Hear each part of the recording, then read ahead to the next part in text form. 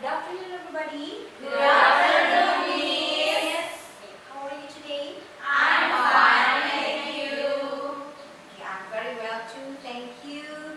I see that since morning we have to give the children until afternoon. Are you tired or do you still have spirit to follow this lesson?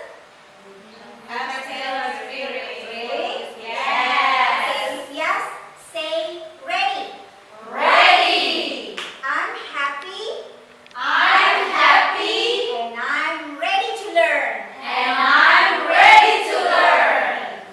Now, we will continue the last lesson. We have come to the language area, right? Yes. I'm just going to review some of our lessons since 2 weeks ago. Here, let's see. We have the term of language skills. You still remember? Our children need language skills to make them able to communicate, right? Yes. Okay. What language skills? How many language skills do you know? How many language skills? Four. Yeah, 4. Can you mention one of the skills? Listening. Listening, yes. Reading. Reading, yes. Writing. Writing. Speaking. Okay, let's see here. Yeah, listening, speaking, writing, and reading. Yeah. Which one do you think comes first? Listening, or speaking, or reading, or writing? Listening. Listening, and then Speaking. speaking, and then Writing. and the last is reading. Let's check. Is it right? Yeah. The first is listening, then speaking, then writing, and the hardest one is reading. You know, it is different. The Montessori philosophy of language skills is different from other philosophy. What are the differences? You from English department, Miss Kiki, Miss Ami, Miss Ade, Miss Wulan, when you learn English in your college, do you still remember the levels of the skills? The first is listening, the same, and then speaking, and then Reading. reading comes first, right? And then after that, Writing. But why Montessori has different perspective in this? Why writing comes first? You still remember? I've told you last week about this. Why in Montessori philosophy writing comes first, then reading? Who wants to answer my question? Who wants to answer my question? Why writing comes first, not reading? Which one is easier, reading or writing? Writing. Why? Why writing is easier than reading? Why writing is easier? When you write, what you do? When you write, you think and you express what you thought in the written form. But for reading, what should you do? Yeah, you have to understand other person's message, right? You have to understand other person's message. So it is other person's thought, not your thought. So it is more difficult than writing. Is it clear? Yes. Okay, now we come to the next. Yeah. Of course, in supporting the language skills for the children, we need some basic of language in Montessori prepared environment. Yeah, basic of language. Where can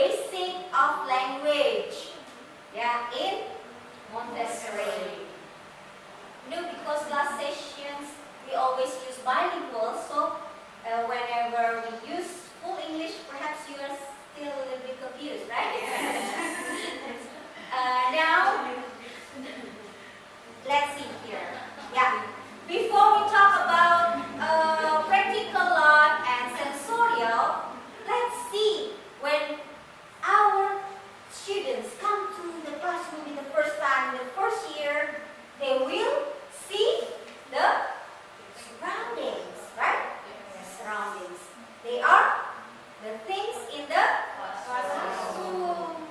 Okay, for example, we can teach them the table, chair, carpet or floor, ceiling, wall, anything, everything. We can use it for language, for basic of language, for language department. Besides the things in the classroom, especially we can use the things in the Montessori area, each Montessori area. Let's say here, this is the area of what? It is taken from the area of culture, right? Culture, and is it botany or zoology? Zoology. From zoology, from culture, we can start let them know about the names of this creature, right?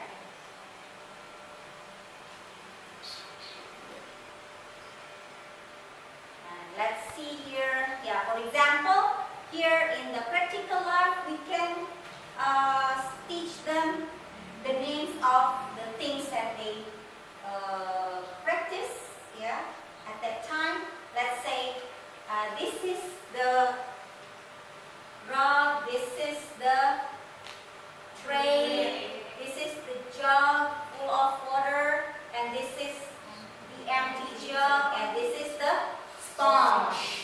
Okay, those are the basic knowledge of language and vocabularies that we can use to them to make them know the names of things. Okay. And of course, things outside the classroom. Okay, such as in the playground, you can name the slide, the swing, etc. Alright, now, yeah, this one is your answer for the basic preparation. We need the indirect preparation of language skills.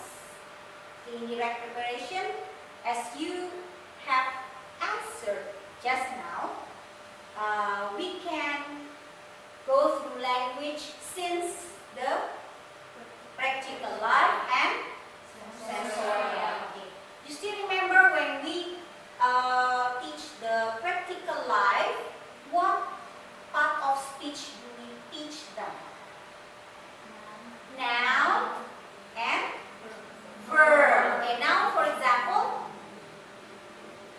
tray, jug. And then verb, for example, spooning, pouring. And in sensorial, what part of speech we can teach? Adjective, comparative, and superlative. Yeah, that's right. Practical life and sensorial. In practical life, we can let them know the noun and verb, and in sensorial, we let them know the adjective, comparative, and superlative. Let's say in the dot cylinder, we can teach what concept of adjective? Small and big. Okay, for the comparative, smaller and bigger. And for the superlative, smallest and biggest. For the red road, what can we teach? Long and short for the adjective, and then comparative, longer, shorter. For the superlative, longest and shortest. Those are the indirect preparation. And then, yeah,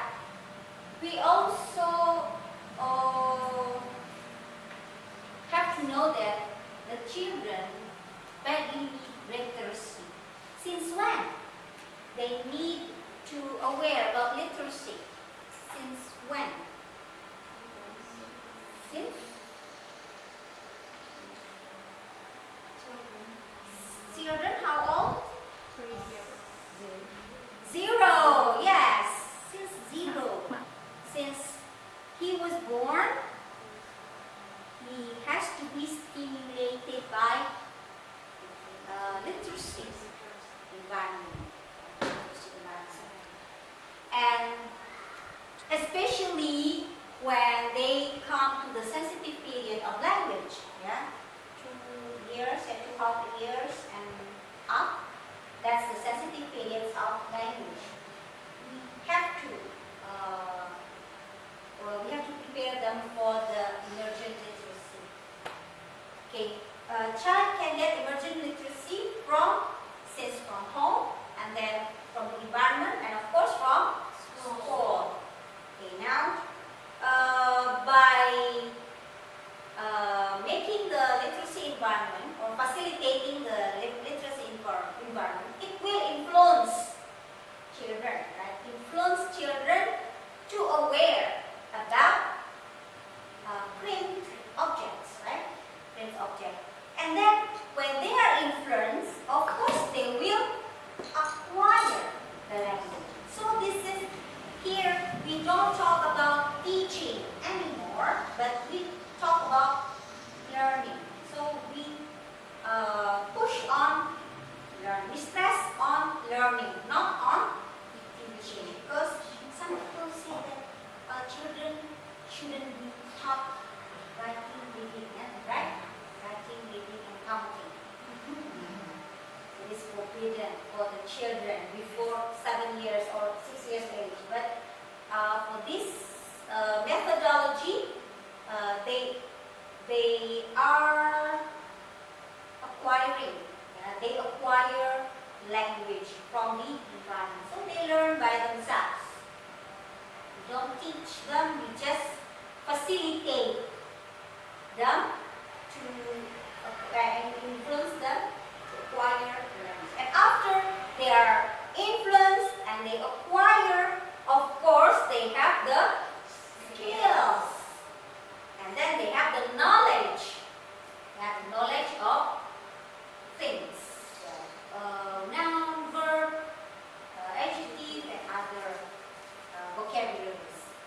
And then by the knowledge, they have skills, and the skills should be trained, of course. They need training, they need our scaffolding. We cannot let them just go around the class and find themselves. We have to help them, facilitate them. And they will gain, of course, many, many vocabularies. Then, there are some skills that children need to develop a strong foundation.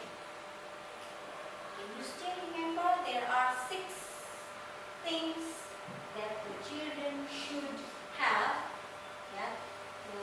the skills to develop their strong foundation? I will give you one thing here. The first is phonological sensitivity. You still remember what's the meaning of phonological sensitivity?